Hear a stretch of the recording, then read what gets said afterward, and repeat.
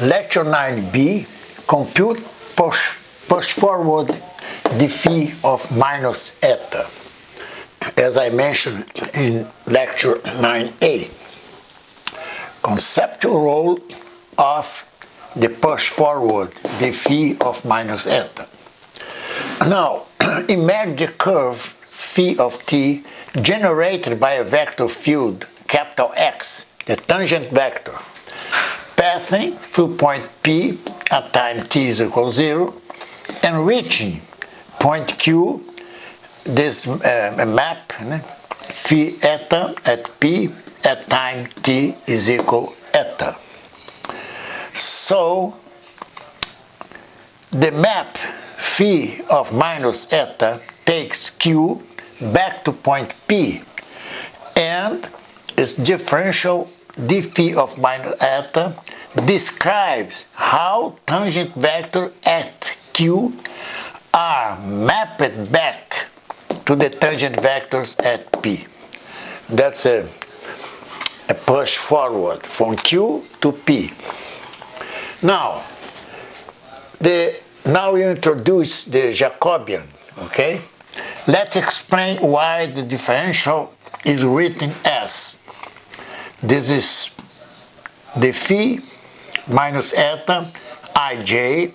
These are components of second order tensor, you see, because we have here two free indices, I and j. So this is defined, let's put this signal, that's defined as partial xi at P, partial xi of Q. This will be clearly on the next video, next lecture, we will use this partial derivative here. So, step one, coordinate description. Let's choose local coordinates xi around point P and point Q, phi of eta is at P. You see, phi of eta, you see, it takes the point P and move to point Q. See, that's important here. So, for small eta, this is always possible. That's an important observation. So, the flow map phi minus eta sends point Q with the coordinates xi of Q back to point P. You see this minus eta here, he sends the point Q to point P. Plus eta send point P to point Q. Minus eta send point Q to minus P. So these are coordinates, the respective coordinates, respectively. So the coordinate expression of phi at minus eta is a smooth map between neighborhoods in Rn. That's important, you see, because locally the manifold looks like Euclidean space, you see, as we mentioned before, through what we call the charts. See? Now, xip, you see, is phi I minus eta acting on xj. You see? That's important here.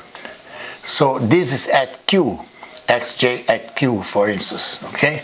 You see, he brings back the point Q to point P through this map over here. Step 2, how does differential act? You see, I think this. How does the differential act? The differential d phi of minus eta acts on tangent vectors at Q. A tangent vector is expressed in the basis, for instance, partial of partial j at Q.